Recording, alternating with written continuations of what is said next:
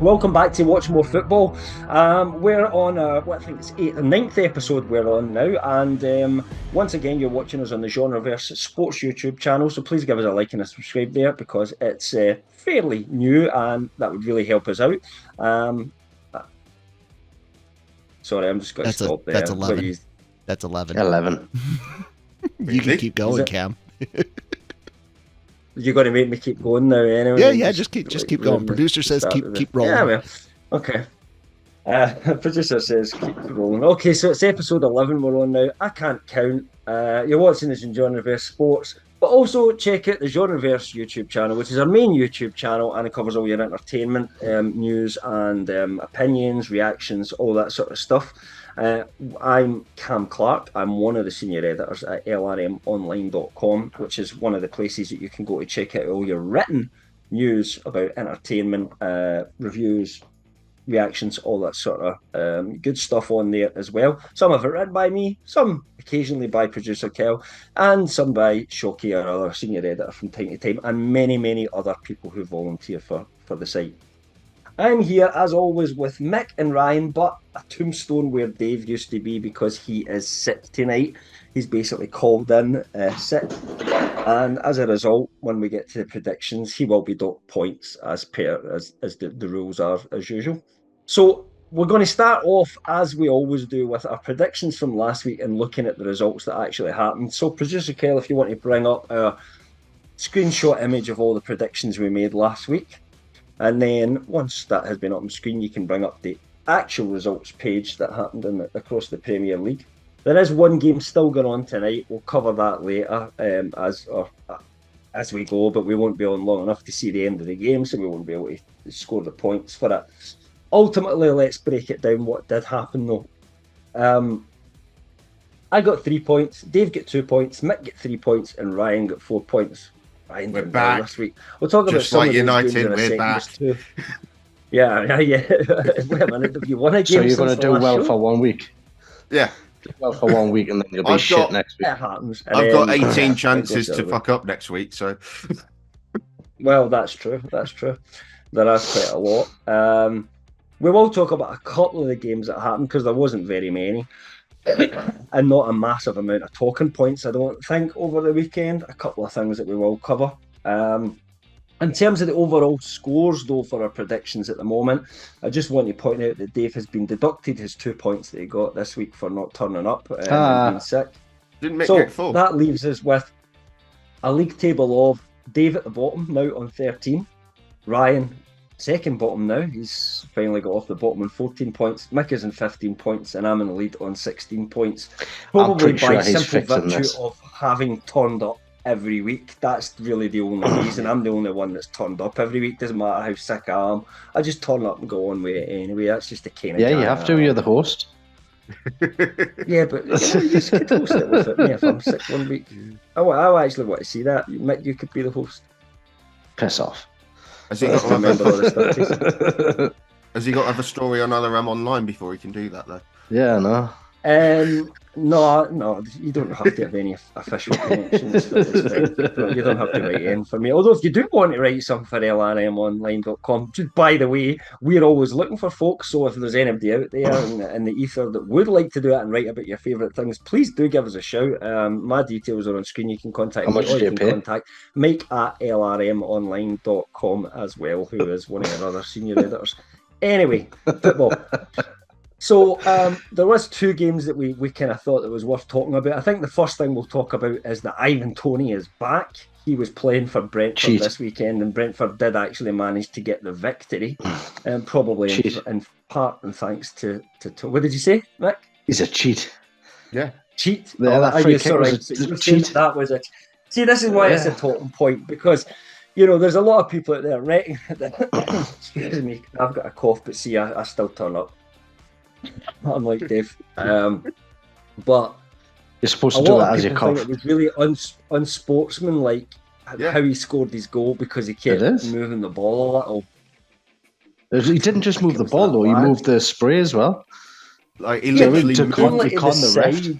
The idea of a free kick is, it's up to the referee to notice that though. Or what about the other players saying, "Look what he's doing," but nobody said a word. They weren't interested. You know, he could just about. You could just about give it benefit of the doubt if he just moved the ball, because everyone does that and you reposition it to how you want it and all that sort of thing. But yeah, he's literally moving the mark for the free kick. And then he's moved the referee's mark. And that gives him a straight line to the goal. Somewhere else. Well, I'll tell you what I'm going to do, theoretically, the next time we get a penalty, we're going to pick the penalty spot up and move it forward a few yards. Do you know what? I reckon I don't think that would actually help you, to be honest. Quite what he did. That's exactly what he did, Cam.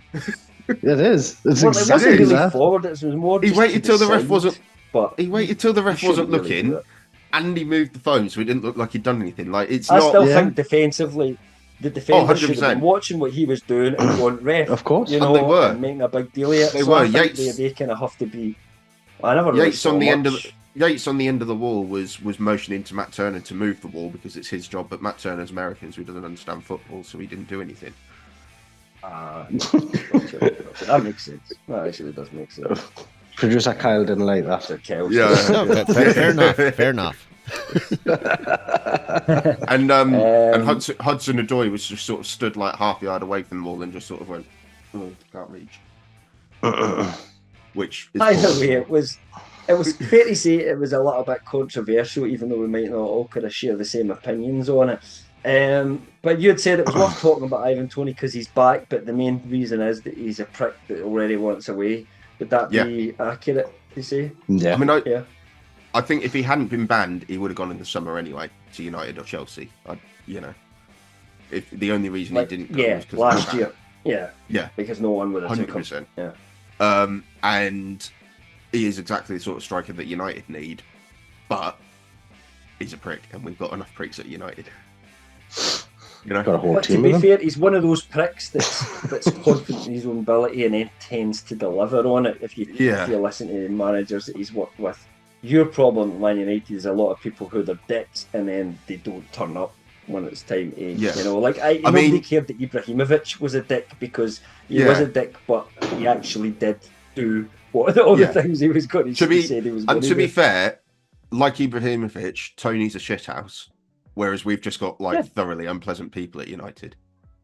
Like shit houses are, you know, your own when they're in your own team, you love them. Shit house, it's like Bruno, Lissandro Martinez. They're the good sort of shit houses that you want.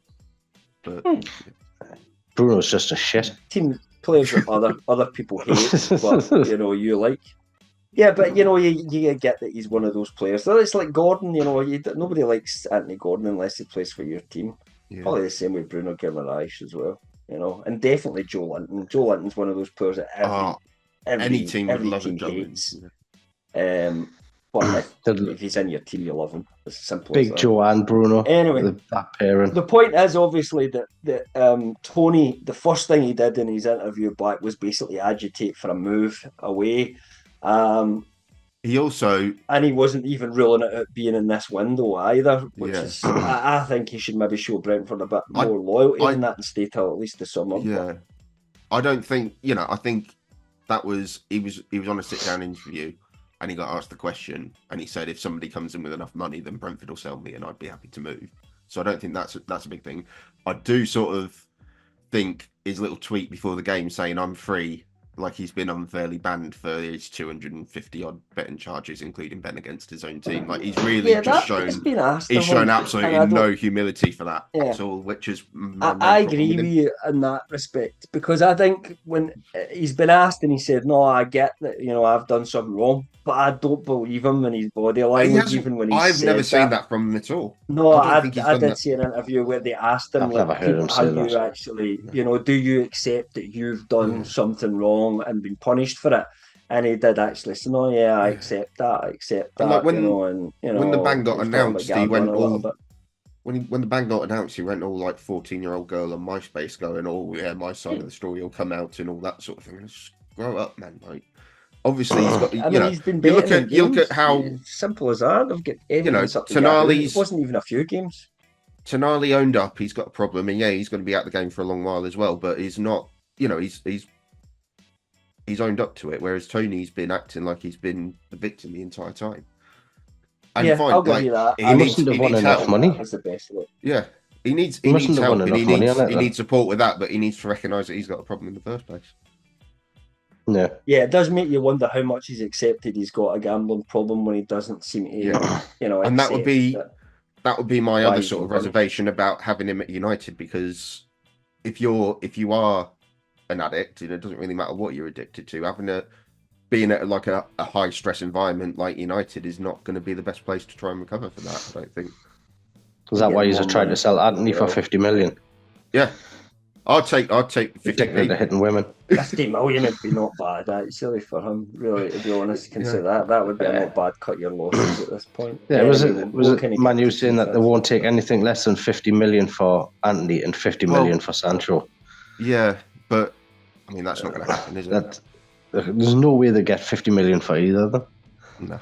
The other game we were going to I mean, talk I'd be about a happy little with bit. 50 million combined for him, to be honest.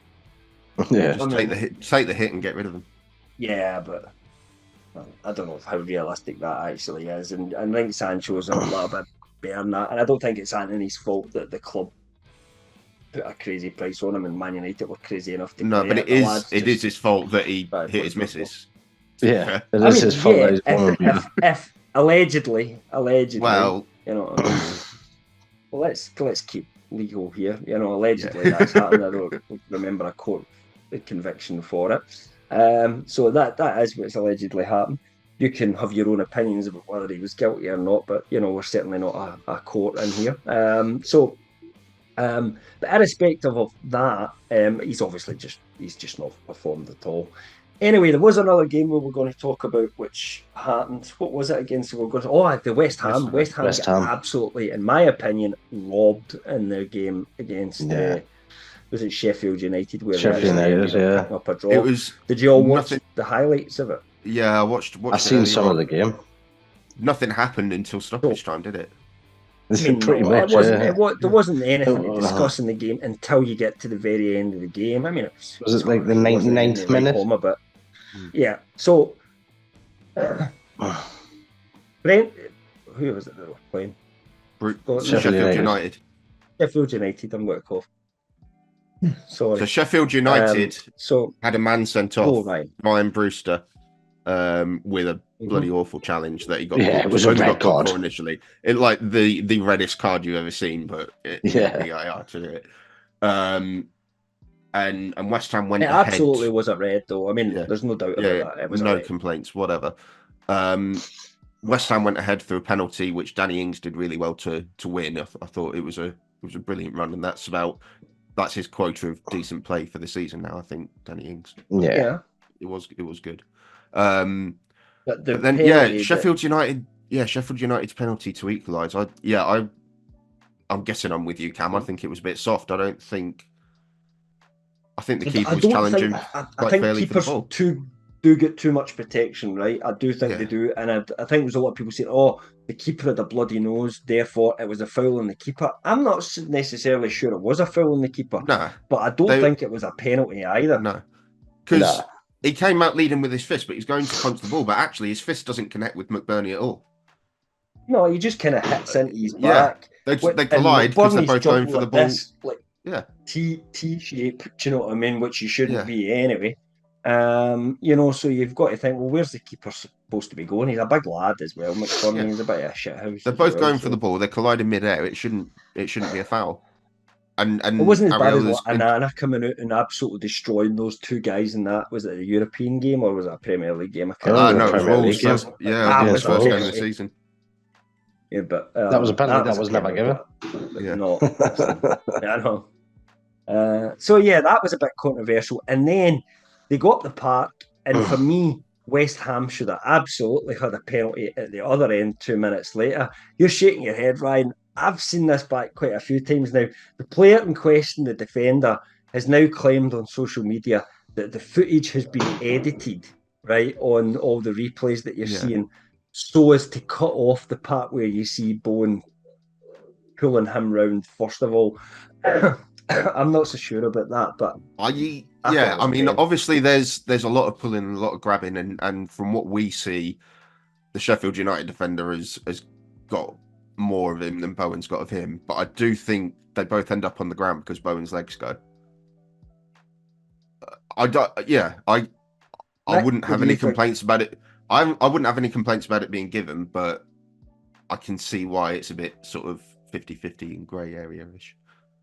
I thought it was a foul. He's facing the player, so he's looking at Bowen. The ball's coming from behind his. So how can he be trying to get the ball when he's not even looking at it? And he walks forward like that while Bowen falls down on the ground. I mean, he didn't even make it look as if, oh, I've been pulled down, like try and do a dramatic, like, oh, I've been pulled down or anything like that. He literally went down on top of him with two hands, like grabbed onto his shirt. It looked like to me. So for me, it was a pen. Mick, cider. Pen. It's a pen. Pen. Yeah, he's not looking at the ball. There's no attempt really for the ball. That shows that all these decisions are absolutely clear cut and that VAR should have been able to overturn it. So if the 3 years were in the VAR room, it probably wouldn't have got overturned because one person was against it. So Well, yeah, I mean, No, I you say could that he's definitely. 50-50. I think it So could he's go a- either way. Yeah. If two people are saying it's a penalty and he's like, well, I'm a bit half and half, but we'll have to go with the majority. So if we were on VAR, it would have been given. Well, no, because surely then it's like clear and obvious, isn't it? So if one guy's going, oh, That's I the don't thing, know, it's the can whole you clear can you and turn obvious over the thing, ref's isn't it? decision? Yeah, but when the other two are saying, To be fair, I think when you look at that, it would have been harder for the VAR to say, oh, that's a clear error. But I think the Yeah. referee just got it wrong to begin with. And Yeah. we could talk about that all day, about the whole. I mean, clear and it's obvious crap. did the ref even see it? Like, because he's Oh yeah, because he gave a foul the other way. yeah, Oh yeah, he did, didn't he? Because he Yeah. gave the foul for the handball hitting Bowen in the arm, so he called it a handball. So he must have been looking at it because he whistled Yeah. straight away. Okay. So yeah, I don't know. I think if I was a Yeah. West Ham fan, I'd have been raging last Yeah. night that we would have won that game if it wasn't for two dodgy penalty calls, one going against us and one going for us. Yeah. Just my opinion. I think they were wrong. I wouldn't be annoyed if it was called against my team. You know, if it was Maguire pushing over Yeah. a player in the box, I wouldn't be annoyed at it, but I can see why it wasn't given. Yeah, because we're all biased as hell, and we'd all do that. I'd be exactly the same. No, You know I'm what I saying mean? Like, I'm saying if it was the United player doing the foul and it was yeah, given it as a got given penalty. a penalty against United, Oh. I probably wouldn't complain about it. you wouldn't complain But then I'm about like it, that I anyway get with what ref you calls, mean. aren't I? But yeah. Yeah, to be fair. All right, so moving on to another subject, away from the games that actually happened, because our teams weren't playing, so we've got nothing to be sad or happy about whatsoever. They were getting their short winter breaks. That's Chelsea, Newcastle, and Man United, who the four of us collectively support. Before we do, did you guys see Kluivert's tackle on Luis Diaz yesterday? I thought that should have been a red. I missed that. It's I've one of seen those that ones. already. I about did it. see it, and I'm in two We've had a minds dozen of about them all it for season this where he's reason. gone over the ball and into his ankle. It's yeah, I Sorry, don't know why that was. that was my whiteboard going bye-bye. The wind I catcher. actually, I don't know. No, I think that's what it was. It was the wind. He's just trying to. He's doing last-minute changes to his predictions. Yeah. No, but that tackle, it wasn't a good tackle, and I couldn't argue if someone did say like that's a red. I wouldn't have to argue. My only defense to the guy I would say he didn't mean it. It wasn't a malicious tackle, but I still think it was probably a red. You look at, and this is to prove I'm not biased. You look at Curtis Jones for Liverpool against Spurs, same tackle, and because I am biased, Rashford against Copenhagen, same tackle, and both of those were reds. And I think they look more intent on from Kluivert. Yeah, I mean, they're probably. I wouldn't say there was more intent. I think it was a nastier one than some of them, though, because of the way it hit him. But I think you could see him going for the ball and just the way it all sort of slipped away, just landed in the wrong place. And I don't think he was either properly looking in the right direction or anything either. So to give him the benefit of the doubt, I don't think he meant to hurt him or anything like that. I did laugh though, because obviously Diaz goes down like a sack of spuds and he stays down. Liverpool keep playing because they've got a decent move brewing. And maybe like 10 yards away from Diaz, Harvey Elliott's just sat there tying his shoelaces.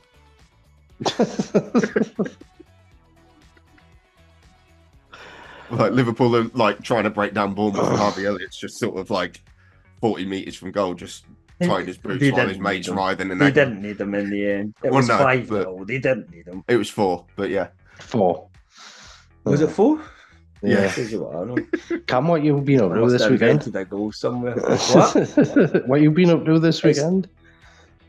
Not feeling well and hiding for the win. That's what I've been up to this He's weekend. been Since he's been Newcastle off in weren't Oz. He's playing and I've been busy. crushing witches under his house. Yeah. Right, anyway, let's talk about another subject here because it's something that we kind of talked a little bit about last week. January transfer window, and we talked a little bit about Newcastle and FFP and all that. And there have been some developments this week. Not any actual movement on the transfer front because Tottenham are still like the only team that have done any business or any serious business anyway. In a couple of away, Newcastle have sold one player. Sold, I don't think might be the right appropriate word. Let go would be a more appropriate word for Javier Manquillo, who's went to Celta Vigo. But apart from that, there's really been no transfer business happened. However, Been no transfer fee for that. The whole... No, I don't think there's a transfer fee. No, but it wasn't yes, because we had a gentleman's agreement. There you go. But it gets wages off. I don't have an issue with it. You weren't going to get much money for him anyway. He's a third choice right back. We didn't need him. Although, that might change in a couple of weeks depending on what happens, as we're going to talk about. Since fourth choice right back, really. The Newcastle chairman said that Newcastle may have to sell some of the better players at some point in order to meet FFP. As we talked about this last week, that's what he said. We may have to sell first team players at some point. He said, we may need to sell players. Yeah, he didn't say first choice. Didn't say key players. It just said we may need to sell players to make headroom. Was it players? But yeah, and the media are twisting it all as if to say, blown up that they proportion. That's what I'm trying to get to. Yeah, exactly.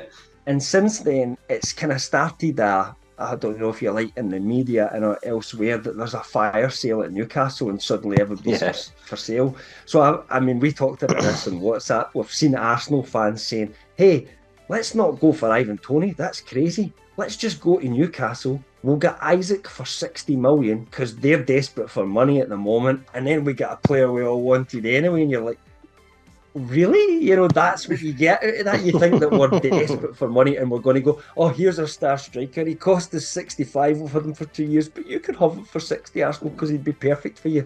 He would be perfect for them, which is why I don't ever want him to go to Arsenal. But he can go for 130 million. I mean, if they were willing to put down 130 million for him, then double it, double what we paid. There you go. You can't really stand in the way of that. If they're going to say, "Well, double your wages and all this as well," then you can't stand in the way of somebody doing that. However, it's probably not going to happen, right? But we've seen every Newcastle player just seems to be linked with teams away. Bayern Munich are seriously interested in trying to sign Kieran Trippier, but they don't want to pay a fee for them. No, they just want us to give him away to them on loan because we like Bayern Munich. We want to do that to do them a favour, because we want to help Harry Kane get a championship. I don't know. That's what they must think in their heads if they think they're going to get him for free, because it's not going to fucking happen. Follow that up with Daniele, Christian Eriksen, and are you going to give us a fee? Well, we'll turn around. We said we want 12 to 13 million for him. We want what we paid, which is basically getting back what we paid for him after 2 years, and he's 2 years older, and he's quite an old man. It's like buying a used car, absolutely ragging it for 2 years and getting your money back. Because you have absolutely worn him down, haven't you? Absolutely. Yeah. You know what I mean? So, I would, if he wanted it and the club were happy with the funds, I wouldn't be necessarily against it in a long-term vision kind of thing, because he's already 34. Yeah. But in a short term, I think you'll agree with me, Mick, we wouldn't want to lose Trips because we all love him and he's a great player. We'd rather keep him. But, he's been brilliant for us. He was the catalyst. It would have to be worthwhile as to get rid of him. Then Milan tried to get, who is it? Wilson. Callum Wilson, and they wanted him on loan as well. So we've got one striker fit. Permanent. Callum Wilson's been injured. Callum Wilson for permanent. Just get him back and then give him away. No, I mean, permanent was not some sort of obligation. They wanted a loan at first. They couldn't afford. It was Atletico. It was reported it was Atletico that were coming in for the loan. And AC Milan were coming in permanent. I don't. But then Atletico went, all right, we're going to go and try and get Moises Keane instead from Juve. Looks like they're doing that as well, actually. Yeah, because it looks like that Carrera at Atletico is going to go to Al Ittihad in Saudi because Karim Benzema wants away. Yeah, he's going to end up somewhere, but I don't know where. Where does he go? He'll still want mental wages. That's So the I thing. saw- Whenever Benzema goes To come back to Europe, he's got to half them, basically. Yeah, and the rest. And the rest. I saw that Leon were interested in bringing him back. So obviously he came up through their academy, but like he would have to pretty much play for free for them to be able to sign him, I think. Yeah. I mean, that's what it would feel like. I mean, Leon, their highest paid players will be in 20, 30 grand a week. I mean, that doesn't even that probably doesn't even pay Benzema. They're in real trouble at the minute as well. They're really struggling in the league. They got bought out by an American a few years ago, and he's just absolutely shut the bed there. So sorry, I'm digging at Americans a lot tonight. I don't need the money. I know. Maybe Benzema will be like, I don't need the money and just go for the love kind of thing. But he's just not the kind of player that I see that way. To be perfectly honest, especially rumours of him extorting people and all that sort of stuff. Yeah, he's not a great guy, is he?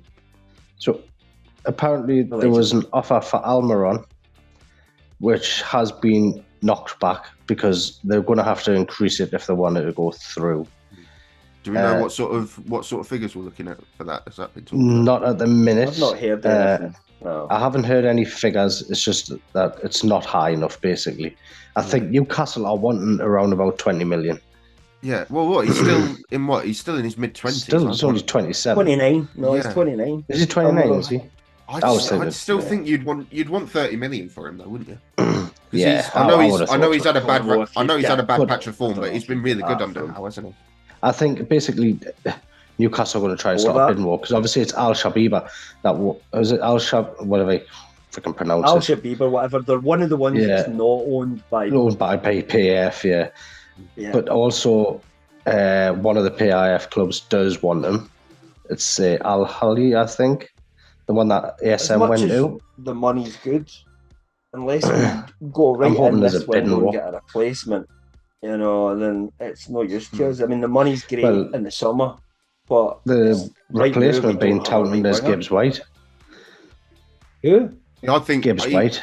I think he'd be brilliant. Gibbs White, is he right? He plays in that attacking role.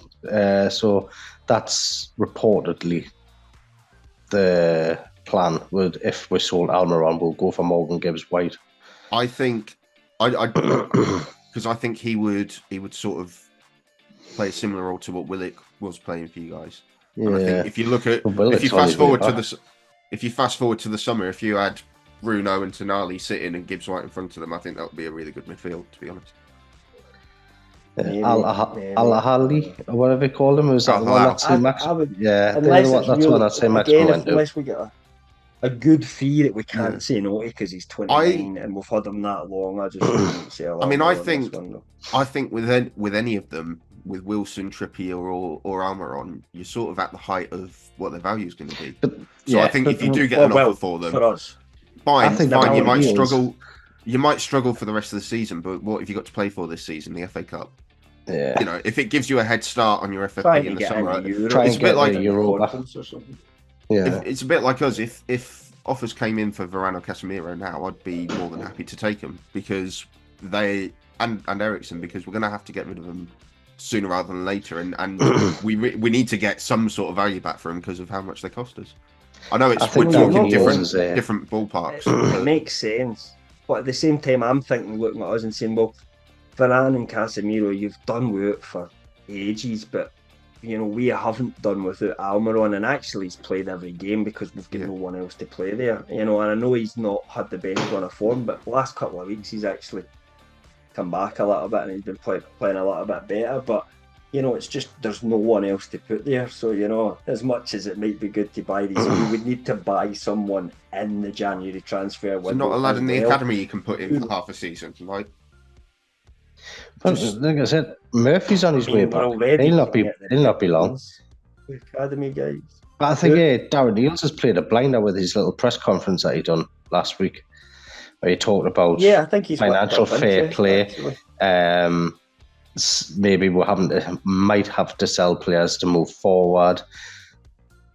If you think before that interview, not much, there was things said, but not a lot was talked about with the financial fair play. Not as much as what it has done in the last week. I think it's more to do with Everton having too much points deductions and Forest having some as well. I think that's driving the conversation a bit more. I know there's been a lot of chat about why haven't Newcastle bought the league yet. I get that, but they haven't really spoke about Forest and Everton much when it comes to financial fair play. There's been a little bit, but it's mainly about why are people restricted? Why is this happening? Why is that happening? And then all of a sudden we're getting these supposedly bids and people coming in for our players. Now the media are expecting it to be Botman, Isaac, Bruno, them players that are going to be the subject of bids, but it's not. It's our older ones that are getting subjected to the bids. It's looking like it might be Joe Linton though, I think. But that's the one I wanted to maybe bring up because Joe Linton, before we move on to Newcastle, because that one does kind of worry me because it's rumoured that Joe Linton does not want to sign another contract, which means he'll have a year left in the summer. He's out for the rest of the season with an injury. He's probably my favourite player. He doesn't want to, or he's asking for too much. It's not that he doesn't want to. Both. I think he wants. Both. I've heard someone say that he wanted to be the highest paid player at the club, and the club said I think no. he deserves to be. He just said he won't sign another contract. I think he deserves to be among the highest earners at Newcastle. Yes, he does. He's been just as important to what Howe's done as Bruno and Isaac and all the rest. But also, I would give him a good contract if it was me. 100%. Would you give him Bruno and Toney money? No, I would give him Bruno. No, I would give him. I don't know if I'd give him the same money as Bruno because you've got a wage structure and there's only one player above that right now, which is Bruno. Everybody else is at a level. So Isaac, Trippier, Toney are on that about 120 grand a week. Currently, and that's what we'll give Joe Linton. Linton's supposed to be about 90 grand a week. I would have thought putting him up to 120 would be, but maybe he's saying no, I want the same as Bruno, which is rumoured to be more about 150, 160 grand a week. Yeah. So, but at the same time, Joe Linton wouldn't be where he is now if it wasn't for Eddie Howe and his coaching stuff. I think there's a bit of both. Yeah. But so I think Joe Linton needs to realise he's also been loyal, though. He's been loyal. So. Yeah. Joe Linton needs to realise where he's at and how he got there. I mean, yes, fine. Howe has developed him brilliantly, but he's put the work in to basically retrain his position in his mid-20s. He came in as a striker, and now he's, a number 8? But he's never been a striker. He wasn't a striker at Hoffenheim. He was a winger. Well, no, he was that's still different from being like an all-energy box-to-box midfielder, isn't centre forward. Yeah, but I understand that. Apparently, if you watch, he got people in to help him train in a new way and all that sort of stuff, out his own pocket and all that sort of stuff as well. But if you watch where Joe Linton plays, he actually plays predominantly more on that left-hand side. Yeah, I mean, I would just say you'd have no issues giving that money to a new player. And he has effectively saved your signing for how he's reinvented himself. Yeah. So I think he deserves it on that basis. If Joe does go up for sale in the summer and he wants more money, I think there'll be Premier League teams that are currently above us that would go and pay the money. I'd have him at United. He's exactly that sort of where we've been trying to play. Where we've been trying to play Ericsson, McTominay, even Mount. If we put Joe Linton there, it'd be good. I know you'd be after like 200 million for him off us. He's a shit house. He never gives up. Do you know what I mean? I'd love him at United playing that sort of role. He doesn't score a lot of goals, but I think he's a good player, and I'd hate to see him go. But I think that's one that we'll just wait and see what happens in the summer. Come that, I think there's plenty of time to get contracts sorted. Well, apparently he's now anyway. He's having his surgery, and he could be back by the end of April. So he may not have played his last game for Newcastle. He could play again this season. Who says he will anyway? Just because one. Who was it that said? Was it? It was probably freaking Craig Nohope, was it? He's Craig played, no he hope. could have played. He could have played his last game for Newcastle, or he could not have. Craig, you don't have any fucking idea. You've never. This was the same. This was the same guy that when he first got injured said he's going to miss the Man City game. Then the next day is he's out for 6 weeks. Then like a couple of days later, he's out for the rest of the season. Mm-hmm. And he could have played his last game because he wants a higher wage. We'll see what happens anyway. But yeah, a lot of drama and nothing's actually happened. Something happened with your club as well this week. I don't know if it was dramatic, but it's interesting. I think it is. Tell us about that, and that'll be our last kind of story that we'll talk about this week. So, news broke sort of Saturday tea time that, or like sort of a rumor broke that United were finally, not finally, which is sort of the point. We're ready to name the new CEO, and they've pinched Omar Barada from Man City, who's quite high up in their football operation and was basically seen as the successor to their big two in charge. So that was sort of like David Ornstein did it like a transfer rumor sort of thing, and then 2 hours later, United put the statement out saying, "Yeah, we've got him." And I know nothing about this guy at all. I hadn't heard about him before those rumors. To be fair, for most Man United fans, would say the same. So I don't know. I don't know whether he's any good. I also don't know how involved he's been in those 115 charges from City, and whether he can, whether he's actually any good at his job if he's got to play by the rules. What I am encouraged by is a big part of the problem at United has been all of the sort of appointments since Ferguson and Gill left 10 years ago have all been sort of appointments from within.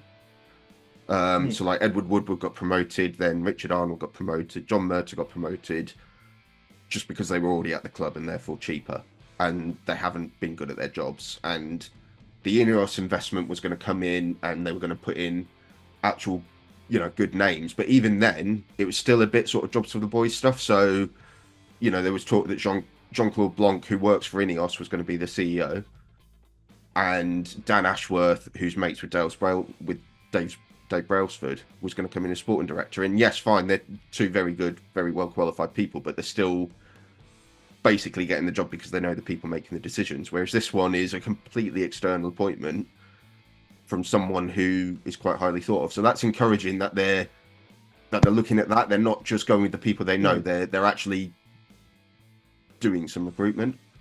And if they can do that with the sporting director, if they can do that with the head of recruitment, you'd hope that then fizzles down into player recruitment. So it's not going to change overnight. He's not even going to off Dapper Dan. He's not even going to start till the summer. But he's not going. Yeah. Omar's not even going to come in until the summer. But it does sort of point to Ineos definitely calling the shots, because there's no way the Glazers would have made that appointment, and B, they are going about it the right way. They're not just promoting their mates to another aspect that you guys were talking about in WhatsApp is there a kind of, and I don't know whether there really is a pattern, but you were saying that it kind of looks as if a lot of people are jumping shit from Man City at the moment at the exit of level. There is that worry.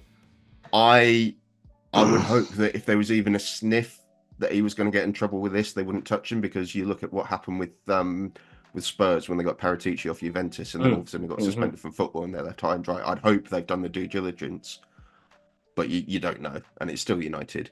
My encouragement is, the story, the news was confirmed 2 hours after the story broke, and nobody had any inkling before that. So that, it seems to be a different way of doing things. But there's a lot of thought that it's Rats leaving a sinking ship. There's also the thought that, yes, fine, he's next in line to be top dog, but the guys in charge at the moment are nowhere near leaving. It's like saying who's going to replace Pep at City, or who's going to replace Klopp at Liverpool. They're not leaving, so it's a pointless conversation. So that's possibly why he's moved, because obviously we could pay him just as much, and he's not going to move house or anything. So and it's kind of like the promotion to the level that he would be. Does he not have to move to London like your fans? Hey, wait a minute. Ryan doesn't live in London. He supports Man He lives further. You live, Ryan? I'm further south than London. What can I say? I live I live in the north, but not the north. I live like above the wall, where the wildlings. And I'm a Newcastle United supporter just because I was born there. So And Dave I don't lives judge just these as far things. the other way from Chelsea, so He does. Yeah. He's closer. Lives closer to Newcastle. Yeah. Well, he's close to you. Yeah.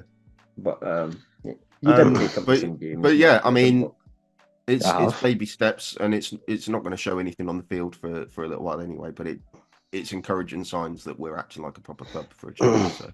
Actually, I'm happy with that, but we'll see happens. how he does. I know nothing about him or how good he is, but from what I've been listening to today, reading today, he seems.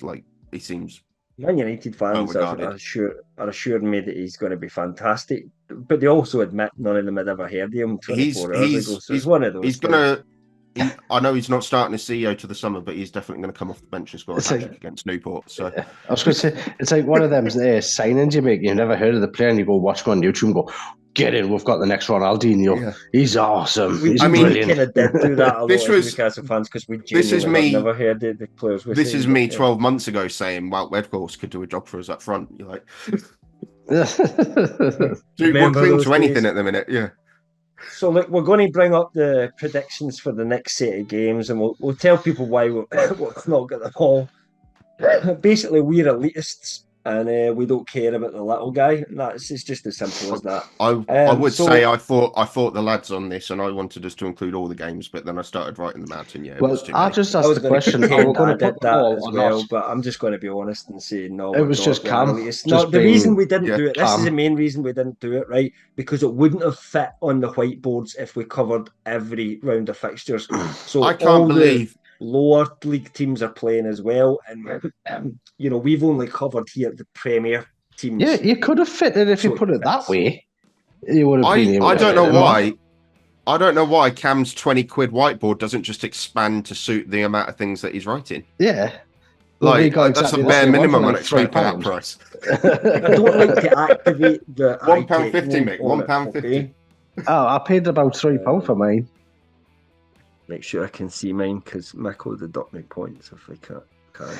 You've cut half of them out there, Cam. It looks crap. Put half in the middle. That's brilliant. And you've stuck them points. Look, I'll put my poxy circles on for you as well. Yeah, so have I.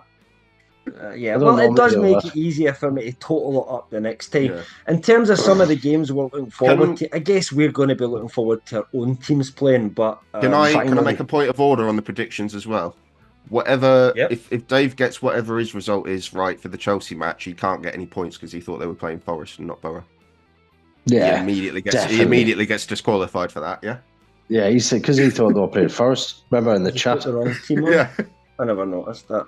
No, he didn't put the wrong team on, but when we were talking, he said if we don't beat Forest, And I went. I can confidently say you're not going to be beating Forest because they're not playing.